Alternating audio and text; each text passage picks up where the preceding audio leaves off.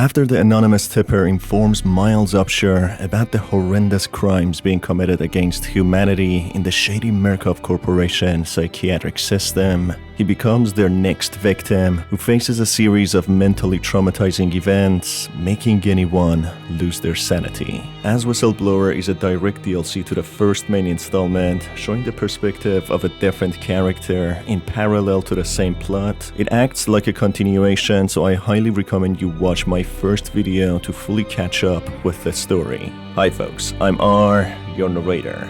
Keep in mind that this video will have spoilers, as always. With that said, let's begin. A software engineer employed by the Murkoff organization called Wayland Park sends an anonymous email to a member of press called Miles Upshur in order to expose the inhumane and unethical practices and experiments of Murkoff Corporation in Mount Massive Asylum, who is intending to create a sentient superior creature to humans formed by nanofactories through using humans as test subjects in a machine called Morphogenic Engine, which severely leaves an impact on the test subject's mental state. The Morphogenic Engine manipulates the dreams of the test subjects in a way putting them in a state of hypnosis where the subjects believe they are having a lucid dream. The downside is that the test subjects are needed to experience terror and uncertainty of survival to be classified as suitable candidates, which leads to them being tortured beyond repair, being both mentally and physically scarred. It's only revealed at the very end of Outlast 1 that the machine doesn't perform as intended, despite rigorous tries and sacrificing and scarring many humans. As the product, the sentient creature is uncontrollable, killing anyone in its way in a gruesome and grotesque manner. After shaking in fear for his own life, Park, being a decent human being, makes the decision to send the anonymous email, risking his own safety as it's the right thing to do. Soon, he gets called by a colleague of his to visit the Morphogenic Engine monitoring room to check on the machine. Having a patient called Gluskin as the test subject forced into the machine, needing Park to create a clear image to know what the patient's dreams are in order to manipulate them, a vague statement reveals horrid information about the type of dream they're going to possibly impose on him. Tell him he's got 15 seconds to keep his job. Park, finally, where have you been? After a tense experience with the patient begging for mercy, revealing how cruel even the scientists are, Park walks back to where he left off sending the email when he gets caught by Mr. Blair, accompanied by security personnel. They quickly restrain him, commenting him as a patient so that he can suffer horrid fate of being tortured and experimented on, revealing that no one in the organization has any ounce of humanity left. Blair even sarcastically asks for permission for Park being committed for forced treatment and volunteering for Morphogenic Engine experiment, not giving him an option, which confirms that none of the patients were given a choice in this matter. Mr. Park, will you willingly submit to forced confinement? Did you hear that, Agent? He said yes, Mr. Blair. Great. Oh, and did I just hear Mr. Wayland Park volunteer for the Morphogenic Engine program? Well, that's what I heard, Mr. Blair. That was brave indeed, Wayland. The Murkoff Corporation and the Onward March of Science both appreciate your bravery and sacrifice. After some time, being restrained on a chair, getting prepped for the engine, having his mind manipulated, the restraints suddenly open with the security doors getting activated and the neighboring test subject patient getting ripped apart by Walrider, the name of the project given to the product Murkoff wanted to create, the terrifying sentient creature. This reveals that their experiments were finally successful, with only one major problem, that they are unable to control it, which has gone on a killing spree. Park quickly picks up a camcorder that was set up to record his results in order to gather some evidence against the Murkoff Corp. The camcorder luckily has night vision mode, which comes in handy later on, allowing him to navigate through darkness. Park quickly starts writing a note for his partner Lisa in case of him dying and not making it out, so that she can use the recordings on a camcorder to expose Murkoff. Oh God, where am I? Hours could have passed, or weeks. Brain filled with static. They make me watch the engine. I have to call for help. Lisa, I'm sorry. If I die, I know you won't rest until you find me. I hope you find this camera with my corpse. I hope the evidence exposes the truth. Lisa, baby, I'm so sorry. I messed up. I thought I was doing the right thing. As soon as he finishes writing, a tormented patient being badly deformed opens his locked up room, trying to assault him when he uses the opportunity to escape. As he walks further down, he observes in shock what a dangerous chaos the place has become, with the deranged and resentful patients taking revenge on the scientists and security guards, and even expressing their anger and hatred towards Park.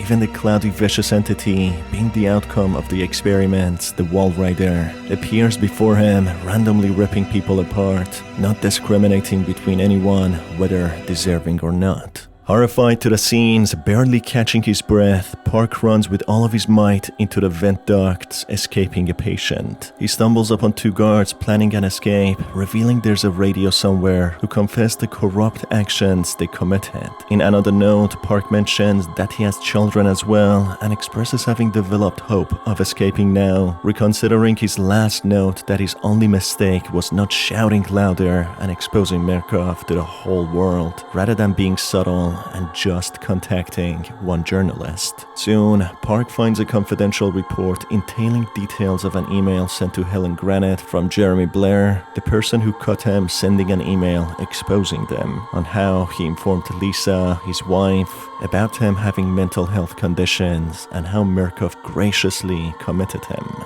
Visiting his house with his sons being present, Blair even threatened a resilient Lisa if she was to poke around and cause nuisance. He would deal with it personally, even with attorneys not being able to fight them, showing how powerful Murkoff Corp truly is. Soon, Park finds a patient with a circular saw eating a human corpse, biting right into his flesh, which severely terrifies him, imagining himself ending up on that table, being eaten by this monster. After running away from this crazed patient, he gets caught by him getting pushed into an incinerator in the crematorium, which he narrowly escapes by breaking through the weak wall.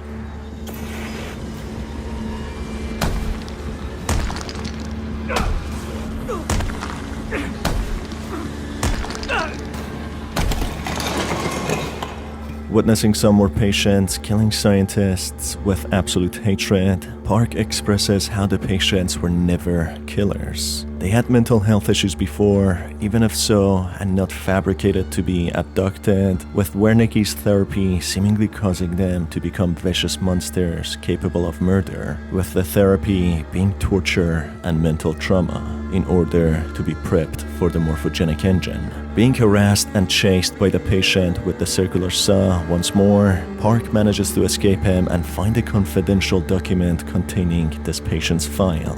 The patient is called Frank Manera and is only 36 years old despite looking much older, depicting the trauma he had to endure. During an interview, he lost significant weight, showing interest in cannibalism, explaining his insatiable hunger for human flesh. After traversing through the chaotic asylum and bypassing the unstable patients, Park manages to reach the radio and tune in for 911 when all of a sudden Blair comes in, pushing him away and destroying the radio. He then rises to choke him with a baton when he gets distracted by a patient approaching. The too familiar sound of rattling chains show that the patient is no other than the terrifying Chris Walker, the gigantic patient who mutilated his own body, ripping anyone apart in his way. After some time, Park crosses paths with Father Martin, a patient who started worshipping Wall Rider, believing it's some sort of higher power, creating a cult within the asylum, having numerous followers. Eventually, after trying to jump onto a platform, Park falls, injuring himself into the vocational block, where he encounters Dennis, who has dissociative identity disorder, having different personalities authorities, intending to present Park to Gluskin in order to avoid falling victim to him himself. Dennis talks to himself that Gluskin, referring to him as the Groom, needs a bride, explaining why Gluskin performs such horrid surgeries. Gluskin is soon revealed to be the patient who begged Park for help when he was being forced into the morphogenic engine in the beginning, who is now mutilating anyone he gets his hands on, ravaging the reproductive organs in order to recreate his ideal type of bride. Park soon encounters Gluskin through a locked door, who calls him darling, indicating how he would want to mutilate Park as well.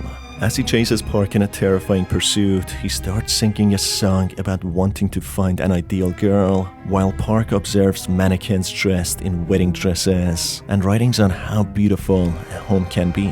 Park, faced with this delusional, deranged, dangerous patient, runs into an elevator shaft onto a ladder, which starts disintegrating, making Park fall, having a large broken piece of wood piercing his leg.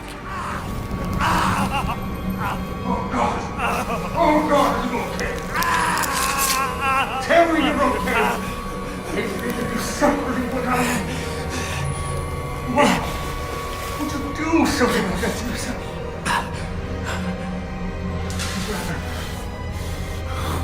Rather die than be with me. A delusional Gluskin, acting like a gentleman, forcefully trying to make Park his bride, mentions how beautiful he could become, clearly implying how he would mutilate his private parts. Even talking about having his babies, becoming quickly enraged as he sees Park would rather risk his life than let Gluskin near him. When I was a boy, my mother often said to me, get married.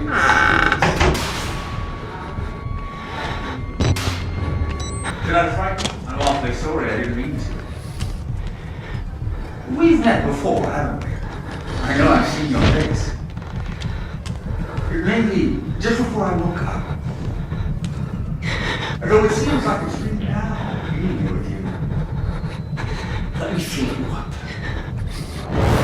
You don't have to be alone anymore. You could make me whole. I could fill that emptiness inside you. Despite clearly knowing Park doesn't want him, he chases after him nevertheless, depicting how the beautiful married life he has in mind is one-sided only, being only his way of interpretation of a happy life.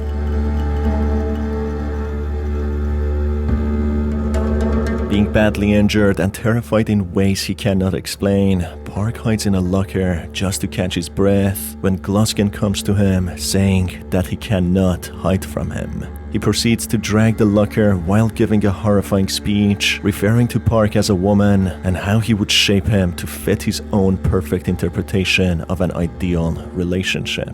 I want a family, a legacy, to be the father I never had.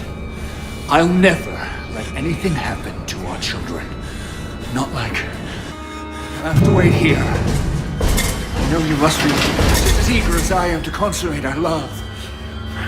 But try to enjoy the anticipation. Gluskin, being impatient to consummate their imaginary relationship, gasses Park, knocking him out, who subsequently wakes up after 12 hours. Being doped and having blurry vision, Park witnesses the horrifying scene of Gluskin's operations, how he ravages his subjects without any anesthetics, who all ultimately die due to severe blood loss, all while acting like a gentleman and calling them his darlings. Eventually, Park finds himself stripped out of his clothes, being tied to a bed, awaiting his turn to suffer the same fate of Gluskin's previous victims, as Gluskin carefully explains his process of operation on Park and how he would be ready to carry his children for the creation of a beautiful family. He gets saved by another patient moments before he is mutilated. Park manages to jump out of the window and escape Gluskin, preferring to break bones than to spend any more seconds with this mentally traumatizing psychopath. Thrown out of the window, he also finds a file on Gluskin explaining his childhood. Eddie Gluskin, aged 46, was intimately assaulted by both his uncle and father when he was just a child. They took photographs of him, who were eventually incarcerated. However, his records become a matter of public and medical knowledge, making him deeply embarrassed by it, who tries to avoid any confrontation, which he denies, dismissing his childhood as just like any other. His records also show crimes of mutilating and killing women,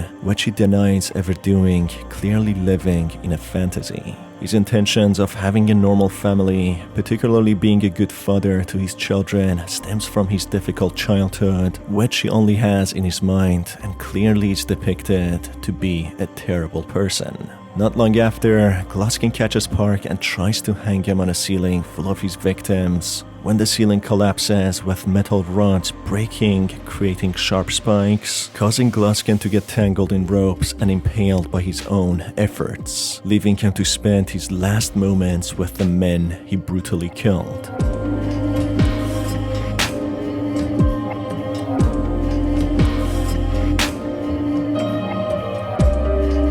As Park limps his way to his hopeful redemption of finding the exit, he witnesses the chapel being on fire, with Father Martin and his followers sacrificing their own lives to Walrider. Finding a confidential document on his way by Helen Granite, it's revealed the Walrider produced by Billy Hope is only partially successful compared to the other 3 patients that have showed great success, something even Wernicke is not aware of. Helen Granite seems to have already arranged their transits, moving to a new facility with better equipment. As Park nears the exit of the asylum, with Blair badly injured, slowly dying, he begs them for help so they can both leave. Tables turning around on the greedy hierarchical supervisor who commended Park and even was prepared to destroy his entire family to keep the secret safe. As Park tries to exit, Blair jumps him and stabs him, standing up to finish him off so the secrets would die with him. When suddenly, Walrider appears, ripping Blair into pieces.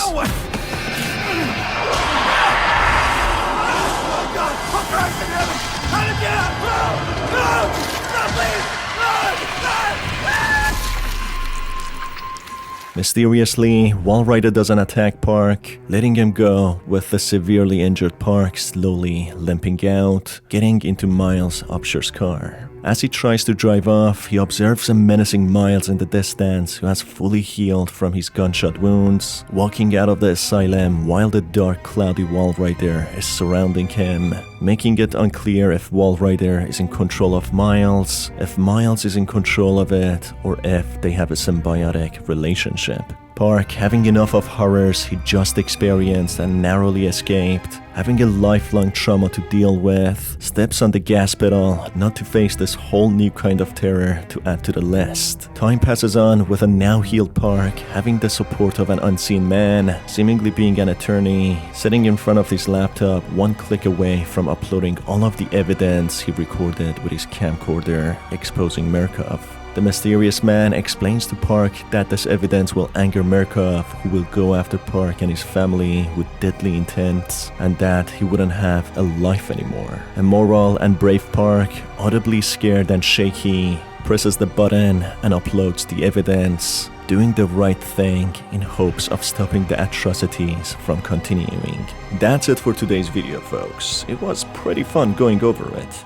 If you similarly enjoyed it, make sure to hit the subscribe button not to miss out on the future Outlast videos. It's been your host Star, and I will see you on the next one.